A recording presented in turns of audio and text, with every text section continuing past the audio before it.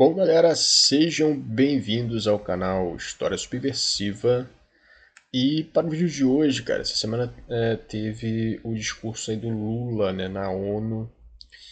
E meus camaradas, tô aqui para dar a minha opinião e falar um pouquinho a respeito dos temas que foi abordado aí por ele, né? E sobre o que realmente é, tá? Antes de mais nada, provavelmente muitos já devem ter assistido já esse discurso, até porque eu só estou conseguindo gravar hoje esse vídeo e um pouquinho corrido, né, um pouquinho cansado aqui para estar gravando, mas fiz questão de fazer uma pausa aqui rapidinho para estar passando esse vídeo para vocês, tá bom? Então assim, eu vou deixar rolar alguns trechos, né? Quem quiser depois na íntegra pode estar procurando no YouTube, mas o que interessa aqui é a gente falar sobre os pontos que foram levantados e as críticas, né? Sempre as críticas. Então vamos lá para o iníciozinho do vídeo.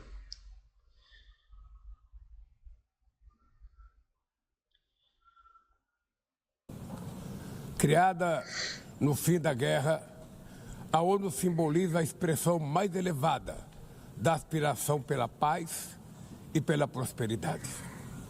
Hoje, contudo, os ideais que inspiraram seus fundadores em São Francisco estão ameaçados como nunca estiveram em toda a sua história.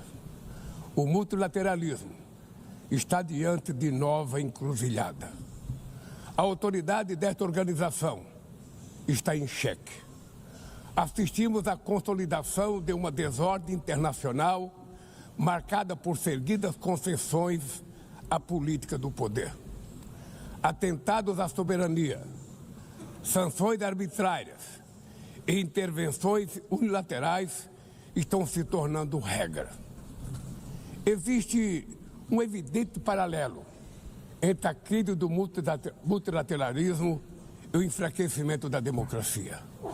O autoritarismo se fortalece quando nos omitimos frente a arbitrariedades. Quando a sociedade internacional vacila na defesa da paz, da soberania e do direito, as consequências são trágicas. Em todo o mundo, forças antidemocráticas tentam subjugar as instituições e sufocar as liberdades. Bom, galera, só deixando claro aqui uma situação para vocês, tá? O que é a ONU, né, cara?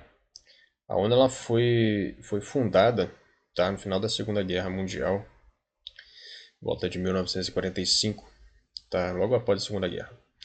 Tá, o objetivo naquela época era promover a paz, que era o final de muitas tensões proporcionadas pela Segunda Guerra, né? E a cooperação, né, entre povos, né, para que evitasse novos conflitos, né? Hoje a ONU conta aí com quase todos os países do mundo, né, como membros, aí 193 países, se não me engano.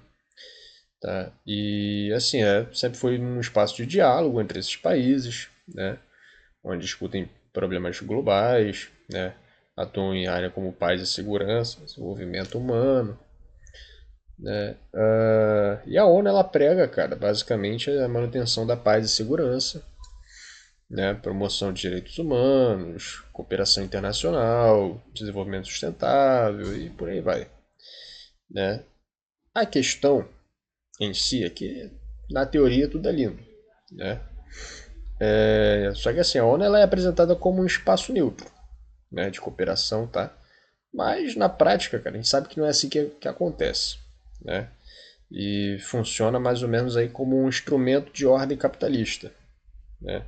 As grandes potências, né, especialmente os membros permanentes, né, da ONU, Estados Unidos, França, Reino Unido, Rússia, China, né, eles que controlam basicamente aí as decisões fundamentais, tá? E isso faz com que interesses imperialistas prevaleçam, né, sobre a soberania dos povos, tá? Então, assim, a gente tem que entender que a ONU não é capaz de garantir a paz em lugar nenhum do mundo, tá? Ah, a guerra, como posso colocar, a guerra no capitalismo, no imperialismo, tá? Ela é iminente, tá? E no caso ela, basicamente, cara, a ONU ela administra conflitos para manter a hegemonia das potências, né, e a estabilidade necessária para o sistema capitalista mundial funcionar. Tá? Sua atuação em questão, por exemplo, de direitos humanos, né, e missão de paz muitas vezes é mascarada aí por intervenções imperialistas, né, em países periféricos. E aí a gente pode puxar um exemplo do que foi aí no início dos anos 2000, né, a guerra aí no Afeganistão, né, e Iraque, onde teve-se tropas da ONU e tudo, promovendo a paz, né? Mas, assim, o que houve ali, na verdade, foi justamente isso. Manter controlada, né, a, a zona periférica ali para que se atuasse, né, os Estados Unidos como uma potência imperialista ali no local e pudesse se apropriar de riquezas, enfim, né? E a gente conhece bem aí a história. Inclusive fui umas 2 semanas atrás aí no podcast do Gabriel aí no Arguto Podcast, né, onde a gente comentou aí sobre o 11 de setembro, né, o que foi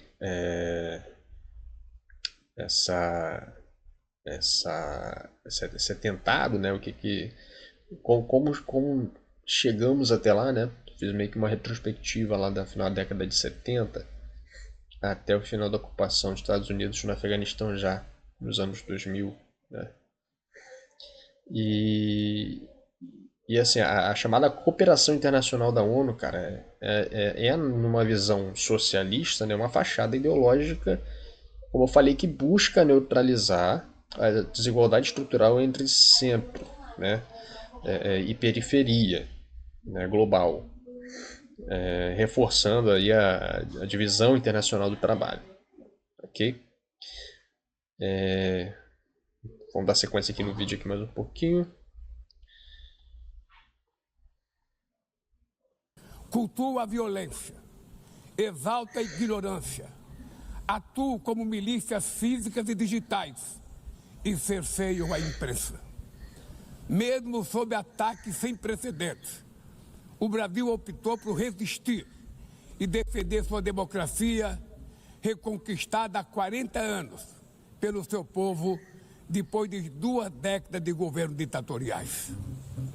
Não há justificativa para as medidas unilaterais e arbitrárias contra as nossas instituições e nossa economia. A agressão contra a independência do Poder Judiciário é inaceitável. Essa ingerência em assuntos internos conta com o auxílio de uma extrema-direita subserviente e saudosa de antigas hegemonias. Falsos patriotas arquitetam e promovem publicamente ações contra o Brasil. Não há pacificação com impunidade. Há poucos dias, e pela primeira vez em 520... Galera, fazendo outra pausa aqui para estar passando para vocês o seguinte. O Lula diz, né, referente a essas intervenções enfim, intervenções na política interna, né, dos países, principalmente na América Latina, e isso a gente pode citar N países que tiveram interferência militar dos Estados Unidos, econômica dos Estados Unidos. Tá? Esse dia eu tava tendo uma conversa com um amigo meu, cara, e assim, ele defende, pelo menos eu acho até que ele defendia, agora eu não sei depois dessa conversa, mas ele defendia a direita, né? E, enfim, ideologia da direita, mas assim, a gente tem que entender, e o que eu tentei passar para ele explicando é o seguinte, né? É que, cara, a ideologia que perpetua, né, na sociedade, ela é a ideologia da classe dominante, ou seja, a classe vitoriosa, a classe que ganhou. E quanto que eles ganharam? Tá? 64 foi o marco, foi a virada. O golpe empresarial militar, né, implantou a ideologia imperialista, né, conservadora, né, a raiz da atual direita hoje, né? E assim, é normal que geralmente as pessoas, por senso comum, né, acabem se apropriando desse discurso, né? Porque é um discurso que foi dito para ela desde criança, né? E que a esquerda é ruim, que não sei o quê, só tem vagabundo, né? E não tem valores nenhum da família, e blá blá blá, blá blá blá, blá blá blá, comunista, blá blá blá, blá blá blá, blá blá.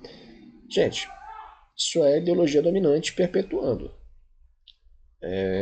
O que acontece, né? Por isso que eu falo da importância da gente se informar e estudar. E o que o Lula fala aí realmente é sobre essas intervenções. Essas intervenções que aconteceram, né, após até o golpe empresarial militar. Os Estados Unidos sempre teve grande influência no Brasil, trata o Brasil como seu quintal, né? E assim, nunca se foi feito também nada para que se opusesse. Até porque a pressão do outro lado aqui é muito maior, certo?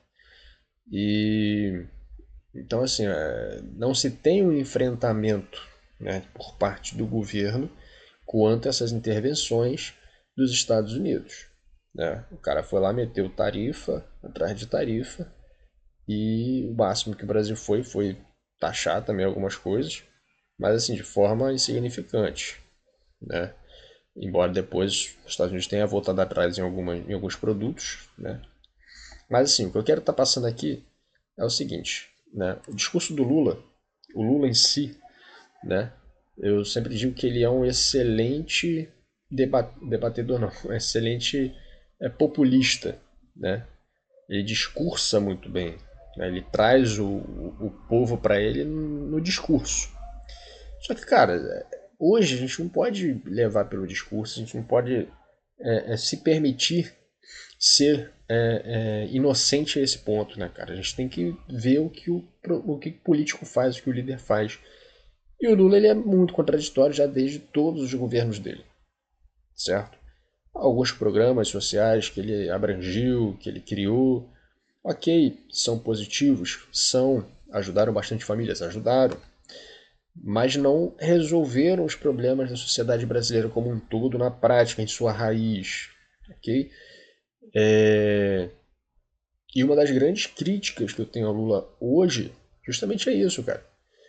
É a falta desse enfrentamento. Né? O cara fica só no diálogo. Ele fica só no diálogo e, ok, concilia daqui, concilia dali. E, cara, isso não vai gerar mudanças, rupturas, né, necessárias. Porque para haver mudanças precisa haver ruptura. Enquanto o Lula, o PT não romper com essa burguesia, não romper com as elites, nada vai mudar. Tá? O máximo que a gente vai ter é migalhas. É bom, muita gente vai bater palma? Vai. Mas não vai mudar significativamente. Ok? Um abaixo na conta de luz, um gás 0800 para quem ganha menos de um salário mínimo. Legal, é bacana, é válido, né? Mas não muda de fato a estrutura, né? E aí, voltando à conversa desse camarada que eu estava falando esses dias, ele tem uma empresa, né, com alguns funcionários, e a gente acabou chegando no assunto sobre escala, né, 6 por 1, 5 por 2, e ele falando que seria prejudicado caso essa escala acontecesse, porque já é difícil ele pagar os poucos funcionários que tem, e realmente, só que muito do que acontece, né, na cabeça de pequenos empresários, de média empresa, né, é justamente isso. Eles tomam para si essa ideia de que de que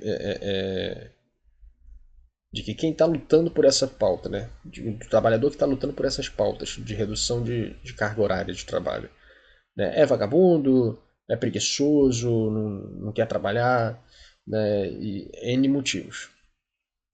E aí é o que eu explico. Eu falo, cara, tá batendo em espantalho. Você está gastando a sua energia no lugar errado. O problema não é aqui, tá? Por quê? Porque a luta pela redução de escala do trabalhador, ela é legítima, ela é válida, tá? Por N comparativos mundiais, por N números, tá? Hoje em dia, desde a década de 90, na verdade, o Brasil já tem possibilidades de redução de carga horária, tá? Devido ao seu crescimento, aos lucros das grandes empresas, já tem condições de redução de carga horária, tá? Só que, por que eu falo que ele está batendo no lugar errado, né? Quando ele aponta o vilão da história sendo os trabalhadores, sendo a esquerda. É porque o culpado não é a gente, o culpado é o Estado. O culpado é o status quo, é o Estado, é as elites. Por quê? Ele está certo, né, em se defender referente a isso, que realmente prejudicaria. Mas a mudança ela tem que vir de cima, né? Realmente, jogar uma escala 5x2 vai prejudicar os microempreendedores? Vai. Mesmo que esses microempreendedores representem menos de 14%, se não me engano, de mês, sendo que desses mês 1%, se não me engano, de 14 milhões de mês, menos de 200 mil, né, empregam funcionários. Então, assim, não tem, de fato, impacto significativo na economia geral do Brasil. Mas, assim, prejudica, lógico, porque ele é um cara pequeno. Né? Então, o que deveria ser feito anteriormente à implantação dessa escala para a proteção desses pequenos empreendedores? Né? Incentivos fiscais, facilitação, né? Para esses caras crescerem, porque esse tipo de incentivo ele só vem para grandes empresas, só vem para os gigantes, para os grandes. Os médio e pequena empresa não tem esse tipo de incentivo. Não tem esse tipo de incentivo. Então, quando eles verem a esquerda brigando para a redução de carga horária que vai prejudicar eles, eles tendem a bater na esquerda. Tem que bater lá em cima, cara. Tem que bater lá em cima, que quem dita as regras é lá. Então, em vez dessa galera se unir com a esquerda, porque eles são classe trabalhadora, pequeno empreendedor, médio empreendedor é classe trabalhadora, meu camarada. Você que tem a sua empresinha, tem 2, 3 funcionários, ou então tem um MEI e faz de bico, trabalha sozinho, tem uma padaria na esquina, você é classe trabalhadora.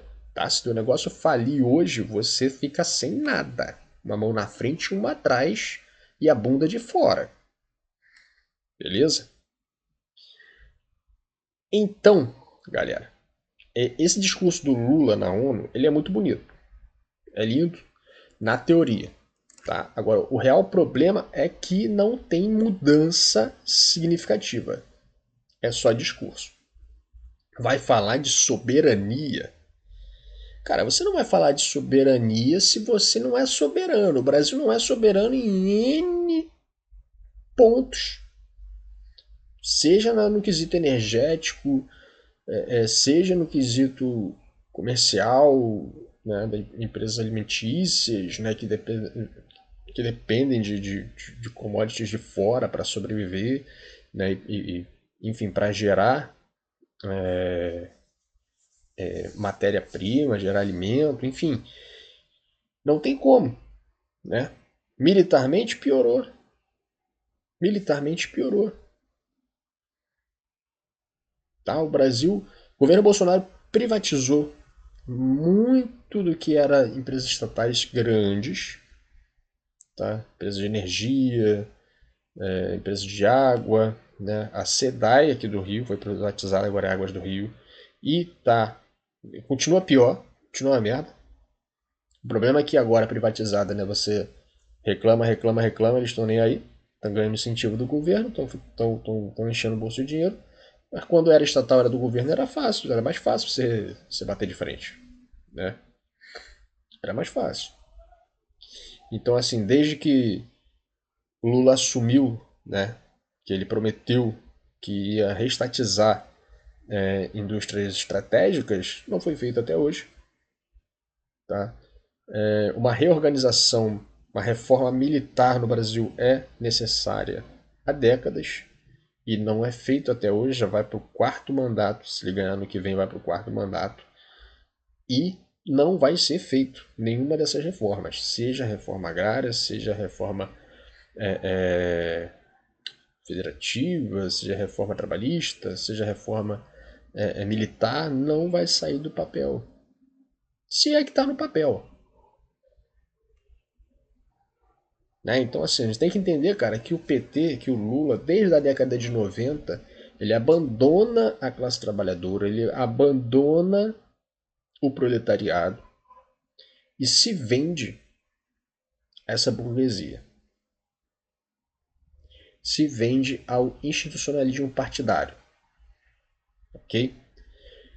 Se vendendo ao institucionalismo partidário, ele precisa dançar conforme a música. Senão ele não vai conseguir concessão nenhuma, não vai conseguir plano de governo nenhum, não vai conseguir tocar para frente nada. Tá?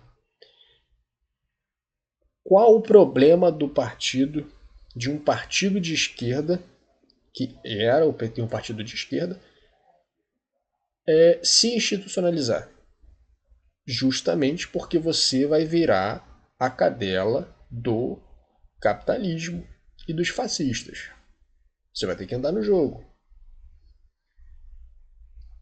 Você vai ter que andar no jogo, senão você não consegue botar nada para frente. Tá? E desde então, o Lula nunca colocou de fato, né, o povo na rua para entrar com pautas para o povo. Beleza? O Lula nunca foi de mobilizar a população em todos esses anos de mandato dele, nunca foi de mobilizar a população de fato para que se colocasse pautas para o povo.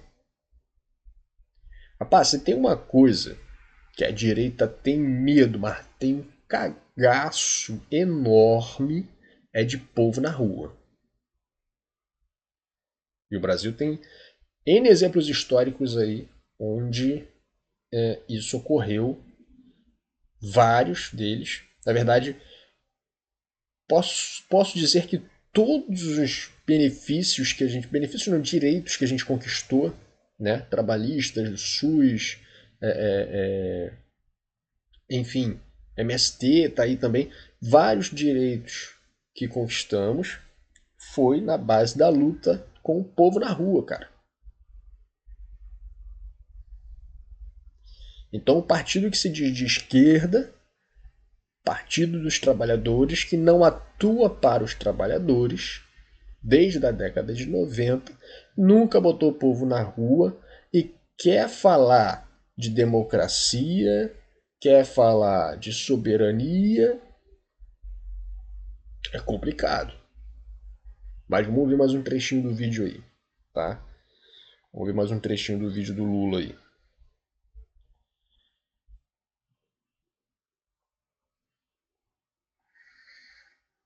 25 suas prioridades. Work today is broken. Pô, agora vai vir comercial, cara. Sacanagem, né?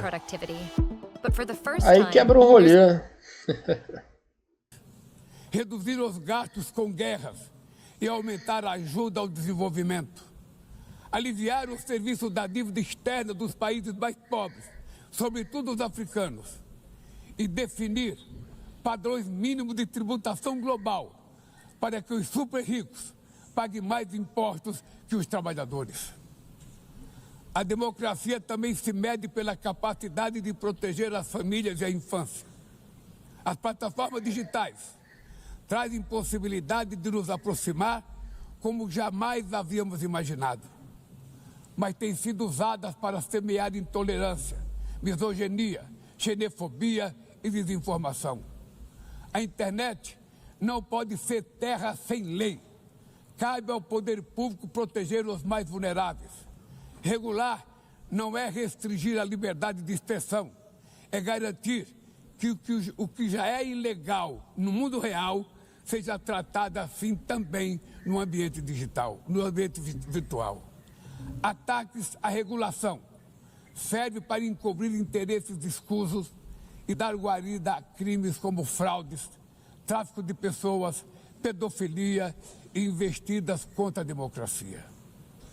O Parlamento brasileiro, corretamente, apressou-se em abordar esse problema. Com orgulho, promulguei na última semana uma das leis mais avançadas do mundo para a proteção de crianças e adolescentes na esfera digital.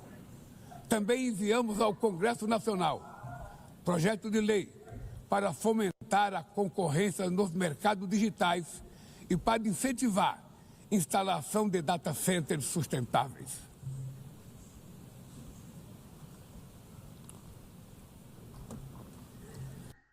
Bom, galera, uma das críticas quanto também a este tipo de discurso, né, do Lula, justamente é que assim, esse tipo de discurso, né, ele é fundamentado na ideia de soberania nacional, né, de regulamentação, de que as leis aqui do Brasil somos nós quem fazemos, né? Ele é fundamentado, né, na diplomacia entre estados e reforma institucional do sistema, né, multilateral já existente. Do ponto de vista, né, se a gente for considerar do ponto de vista marxista, leninista, né, esses tipos de argumentação, esse tipo de proposta, eles são insuficientes, tá? Elas são insuficientes.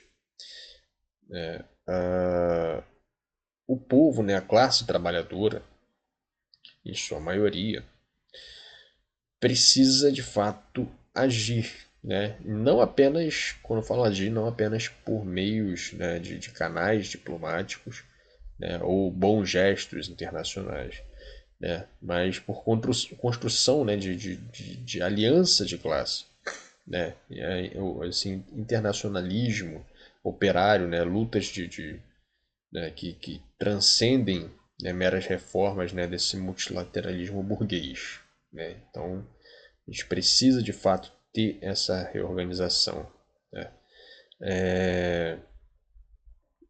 Pedidos de reforma, por exemplo, do Conselho de Segurança da ONU, né, alívio de dívida, imposição de tributação global mínima, etc., né, são importantes pra caramba, ok, tá? Mas, sob esse ponto de visão, né, são reformas que podem ser absorvidas, né, cooptadas, né, transformadas em gestos simbólicos sem mudança da estrutura do poder real. Entende o que eu quero dizer? Essas medidas, essas reformas, elas podem ser transformadas em gestos simbólicos, mas não mudam o poder real. Imagine o seguinte: quando a gente fala de Estado, o Estado ele é neutro. Ele não é neutro no sentido de quem o comanda, mas a figura imaginária de Estado, o mecanismo Estado, ele é neutro. Quem o comanda é que vai tirar essa neutralidade e dar um caminho, dar uma posição, ok? Então imaginem que a ONU é um Estado global. Quem são os países fixos, né, permanentes na ONU que o controlam? Já citei para vocês: Estados Unidos, França, Rússia não, perdão, Estados Unidos, França, China, enfim, entre outros grandes, Inglaterra, né? E são países, exceto a China, são países imperialistas. Beleza? Os Estados Unidos, de fato, tem muito mais controle sobre a ONU, influência sobre a ONU. Então a gente já percebe que a ONU ela não é neutra. Ela, como eu falei no início, ela serve para articular e reorganizar o Estado global imperialista, o imperialismo global, tá? As forças imperialistas globais dentro ali da ONU, tá? Um dos pontos centrais também, tá? Para nós marxistas, leninistas, né? O discurso do Lula, né? Ele ignora completamente, né? Ou sei lá, minimiza, né? Os limites impostos pelas estruturas de classe, tá? Pelo capital global, pela dependência econômica. Por exemplo, tá? Aumento de imposto, né? Sobre os super ricos, né? Politicamente difícil sem enfrentar o poder real, né? De grandes capitais, né? Redes financeiras, né? Fuga de capitais, enfim, lobby, etc. Tá? Então, assim, alterações no comércio mundial também, né? Sanções, alívio de dívidas, exigem não só uma vontade política, tá? Mas a capacidade material, tá? De resistir a pressões externas, né? Chantagens econômicas, reservas cambiais, né? E muitas vezes coisas que os países periféricos ou semicoloniais não têm. Simplesmente não têm. Tá? Então, assim, não é fácil, não é simples. Tá? E aí ele coloca nesse discurso respostas fáceis para problemas complexos. Tá bom? Mas o que eu posso dizer referente a esse discurso, cara? Cara, do ponto de vista, por exemplo, marxista também, né, leninista, né, é importante a gente distinguir, né, discurso de reforma dentro do capitalismo, tá? Não é discurso revolucionário. O discurso que o Lula faz, ele não é um discurso revolucionário, ok? Discurso feito dentro do sistema capitalista é um discurso reformista, ok? Mas não revolucionário. Como assim, tio Chave? Ele vai dar migalhas. Ele vai distribuir migalhas para calar a população toda vez que o povo tiver alvoroçado. Mas ele não é um discurso revolucionário que vai, de fato, mexer nas estruturas de poder para que algo seja feito e melhorado. Ok? Reivindicar mudanças, por exemplo, tá? Mas não romper com o modo de produção capitalista. Então, assim, é o que eu estou falando, você reivindicar que seja mudado esse modus operandi, que seja mudado esse aparato, né, para que haja uma melhora para os povos periféricos, mas se não romper de fato com o eixo capitalista, não vai para frente, não adianta, tá? A visão de que todos ganham, que o Lula tem muito disso, né? O Lulinha, paz e amor, né? Fazendo discurso e política para que todo mundo, né, saia ganhando. É meio que a teoria da ferradura, não sei se vocês já ouviram falar, né? E de um lado ali você tem a ferradura é assim, né? Ela tem duas pontas, né, ligadas por um elo. De um lado ali você tem judeus, né? Do outro lado você tem nazistas. Você tem alemães nazistas ali, ou nazistas de fato. Nazistas de um lado, judeus do outro. O nazista chega para os judeus e fala: vou matar todo o seu povo. Quero matar todo o seu povo. Os judeus pegam e falam: não quero que você mate todo o meu povo. Aí chega Chega essa pessoa conciliadora, né? Tipo Lula, no meio, vira para os dois polos e fala o seguinte: olha só, você mata 50% dos judeus e 50% fica vivo. Essa é a teoria da ferradura. Tá, quem não conhecia. Tá? Então, assim, resumindo então o discurso do Lula na ONU, né? Ele incorpora muitos valores, né, e reivindicações legítimas, de fato, tá? Justiça social, combate à pobreza, né, defesa de soberania, né, tudo mais. Multilateralismo, né, reformas internacionais, né, mas para uma visão marxista, né, para nós comunistas, né, ele peca por não atacar de fato as raízes do sistema capitalista internacional. O não enfrentamento não gera mudança. Não há mudança se não houver ruptura. Ok, Lula? Não que eu ache que esse vídeo talvez chegue nele, não que eu ache talvez que se chegue algo vai mudar.